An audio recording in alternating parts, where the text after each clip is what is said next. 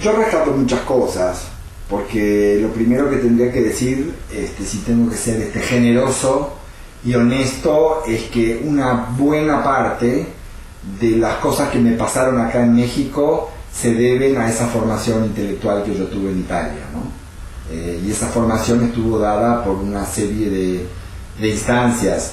Una fue compartir con algunas personas un cierto humus cultural ligado a la mejor cultura italiana, que ya en esos años se estaba resquebrajando y diluyendo, pero fueron toda una serie de cosas ligadas a la reflexión teórica en campos como la política, la cultura, todo el movimiento de lo que fue la antipsiquiatría italiana.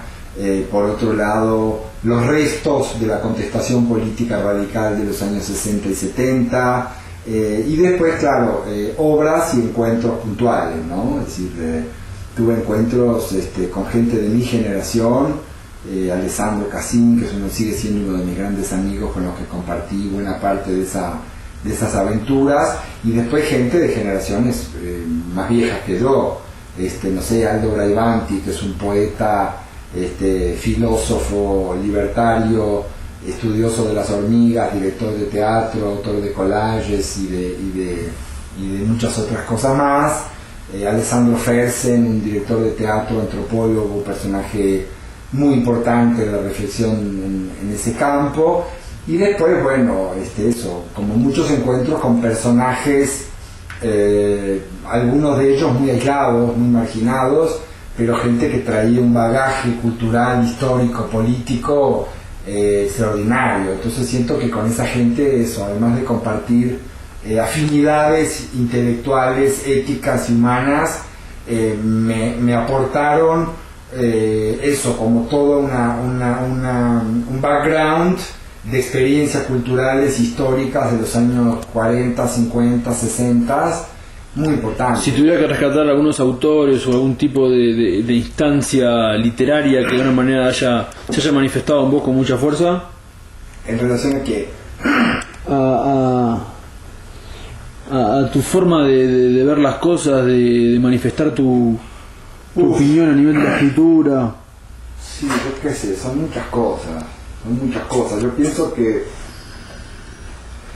la pregunta de las influencias y de las cosas que lo marcaron a uno, yo pienso que al final lo interesante no es tanto el catálogo, la lista, que puede ser muy largo o muy corto según como uno lo quiera plantear, sino como el entramado de referencias que uno va armando con los años. Bueno, pero ¿no? si pudieras... Bueno, yo qué sé, yo te puedo decir que cuando tenía 18 años vivía en Alemania, y salía con una ex bailarina del ballet de Stuttgart, y yo leía apasionadamente a Nietzsche, ¿no? Y bueno, puedo decir que ese fue un momento. ¿Qué otro momento?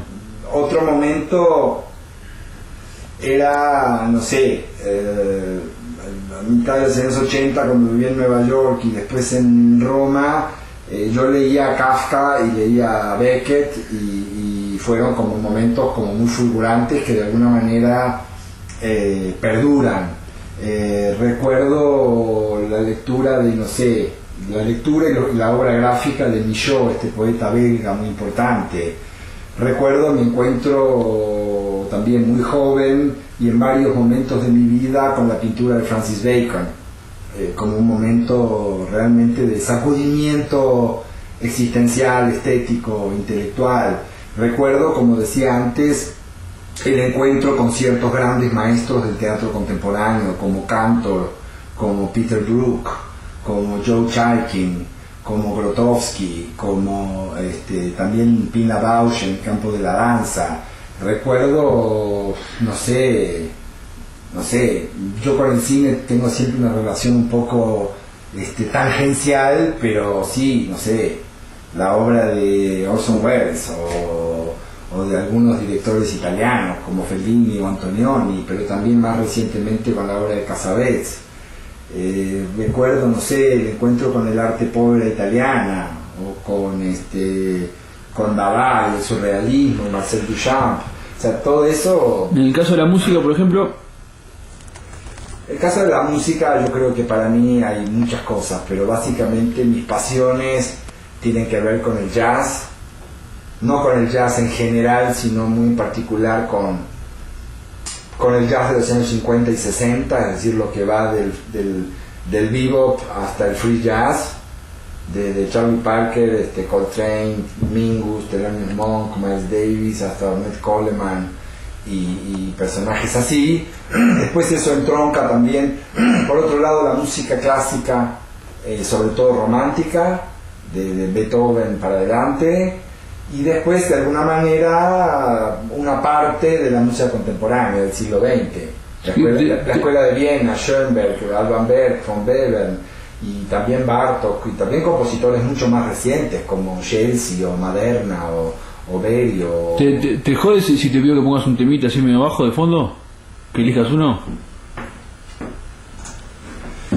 No, puedo poner algo, yo qué sé. Puedo poner No digas que vas a poner y dejalo que... No pasa nada. Este es un descubrimiento, diría yo, más reciente, de los últimos años. Compositor que he estado escuchando, no sé si tengo que cambiar acá algo, se va a escuchar. No se va a escuchar, pero no se va.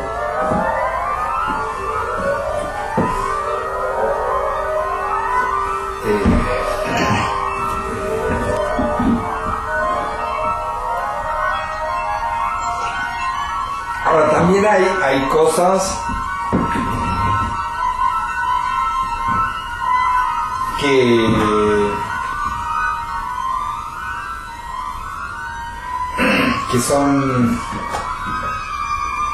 son súper importantes y que no necesariamente pasan por el arte, ¿no? O por la filosofía, o por digo, en la filosofía tendría que agregar, no sé, Montaigne, Spinoza, la escuela de Frankfurt, Platón, yo sé, no muchas, porque yo realmente no tengo una cultura filosófica. ¿Y este señor que se llama Pasolini, qué onda con este señor? Bueno, ese también es parte... ¿Qué relación tenés con él? Siempre tuve una relación muy intensa. No siempre de sintonía, pero hay personajes que son hay personajes que son importantes porque son revulsivos. Hay personajes que son importantes por lo que provocan más que por lo que dicen, ¿no? Entonces, en ese sentido... ¿Pero no provocan a través de lo que dicen? ¿O decís que él era como medio ambivalente en ese sentido? No, provocan... es decir, por ejemplo, Pasolini tiene una manera de ser poeta donde gran parte de su poesía no me interesa mucho, pero es un poeta. Es decir, tiene la actitud del poeta, tiene la actitud de la confrontación con el momento histórico, pero a partir de una cosa lírica y de ese intento de reivindicar como un mundo desaparecido, pero donde se está eso, como midiendo con el momento histórico que le tocó vivir. Y después, cuando ves su cine, te das cuenta de que detrás del cineasta está el poeta. También su cine tiene cosas que me encantan y cosas que me parecen una porquería. Su reflexión teórica en relación a la política, a la poesía, al cine, al lenguaje, no siempre me convence, pero tiene momentos absolutamente extraordinarios, reveladores, y a veces me gusta mucho, por ejemplo, cómo se mete de atrevido. Me gusta el atrevimiento que tiene, es decir, él se mete a hablar de semiótica, se mete a hablar de sociología, se mete a hablar de antropología, y él es un atrevido, pero lo hace con una carga de verdad y de honestidad y de búsqueda genuina que le confiere una autoridad cuando habla de esas cosas, porque no importa si estoy o no de acuerdo con lo que dice, pero está metiendo el dedo en la llaga en relación a toda una serie de fenómenos que se están dando en su tiempo.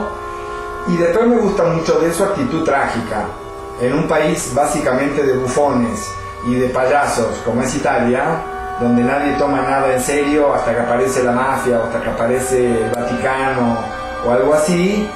él era un tipo profundamente comprometido con lo que estaba viviendo y con lo que pensaba y con sus valores. Después repito, hay momentos de él que no me interesan demasiado, pero sin duda uno de los grandes personajes de la cultura italiana y europea de la posguerra, ¿no? O sea, un tipo único. Sí, único, y además, bueno, con un arco existencial vital que de alguna manera es trágicamente coherente con quién era él, ¿no? Con este mito del mito, ¿no? O sea, hay una dimensión entre la política y el mito en él que él de alguna forma lo encarna y lo lleva hasta sus últimas consecuencias, ¿no? Hasta su asesinato, que todavía hasta el día de hoy se sigue sin aclarar, ¿no?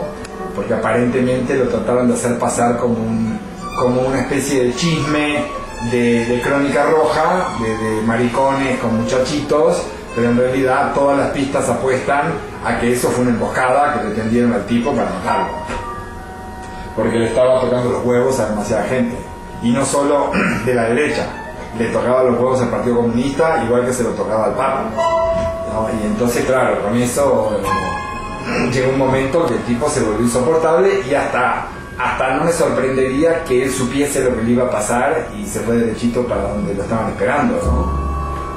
Xavi, cambiando un poco de tema, hablaste de Nueva York, estamos en México, hablaste de Italia. ¿Qué es ese trajín en tu vida de estar por el mundo, por así decirlo? No tanto cuándo arrancó, sino que trates de una manera de expresar cuándo eso tomó lugar, por así decirlo.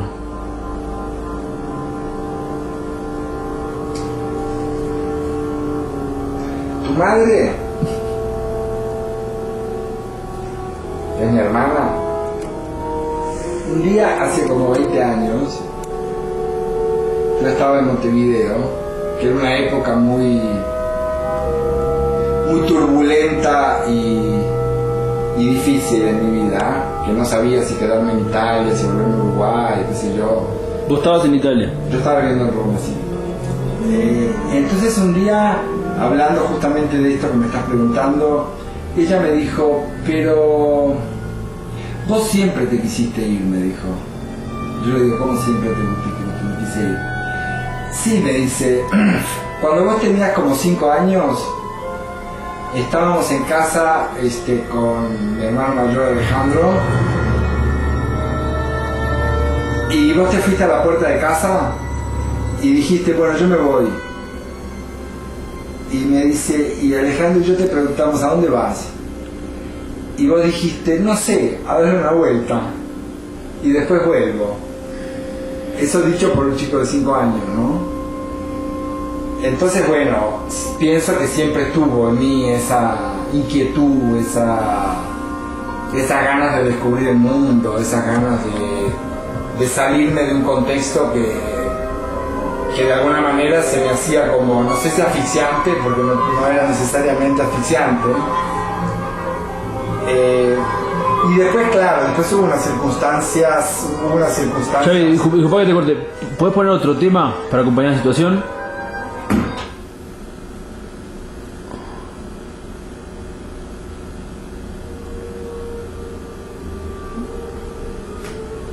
Circunstancias. Sí, que después en mi adolescencia nada, se generan una serie de circunstancias que tienen que ver con las problemáticas de la adolescencia, pero que para mí se dieron de una manera muy devastadoras y muy dramáticas. La disgregación del núcleo familiar, sobre todo la ausencia de mis padres, la internación de mi madre en una clínica psiquiátrica, mi padre, que era un personaje muy afectuoso, muy cariñoso, pero completamente irresponsable y incapaz de ejercer su papel, y al mismo tiempo, bueno, yo crecí más con mis hermanos que con mis padres. ¿Cuántos hermanos tenés, Javier? Somos 6, yo soy el menor. Y después se da la circunstancia del golpe de Estado, ¿no? Y la dictadura militar. Entonces creo que todo eso generó, por un lado, una especie de soledad, aunque me sentí muy acompañado por mis hermanos, pero que eran todos yo era un niño y un adolescente, pero ellos también eran unos chiquilines, y el sentimiento de que no había nada que me contuviese en ningún sentido, ¿no? Ni desde el punto de vista de la adolescencia, ni de ciertas reglas o ciertos límites o cierta protección. ¿A qué edad partiste, Javier? A los 16 años. ¿Y destino? Italia. Y ahí, si tuvieras que hacer algún tipo de breve, no sé, reseña de los lugares por donde has estado, ¿cómo sería un poco el mapa? Mira, con el mapa creo que el mapa se puede partir en tres. De una manera, la primera fase es una fase que dura casi 10 años, que yo la llamaría la fase del nomadismo, de la errancia, donde mi referencia de alguna manera era Italia, pero cuando terminé mi año de beca en Italia me tuve que escapar porque era menor de edad y mi padre me quiso llevar de vuelta a Uruguay, entonces me fui a París y después viví en Barcelona varios años. En el medio viví en Alemania un año, volví a Italia, me instalé en Roma, después volví a Uruguay una primera vez, me fui a Estados Unidos, viajé por todo Estados Unidos y me quedé un año en Nueva York, y eso llega hasta el año 85, que es cuando volví a Roma. Y después pasé con algunos viajes y algunas estadías raras en Montevideo, en Buenos Aires, en Madrid y en otros lugares, pero básicamente viví 10 años en Roma. Y después me vine para México. O sea, digo, son esos tres bloques, ¿no? Esos 10 años de errancia, esos 10 años en Roma y esos 10 años en México, que ya se convirtieron en más que 10, ¿no? En 12, 13, ¿no? No, yo diría que los tres lugares claves son esos tres, son Montevideo, Roma y México. Después pienso que mi estadía en Barcelona fue un momento muy importante, y mi estadía en Nueva York también fue un momento muy importante. O sea, Javier, ¿cuándo empezó la escritura en vos?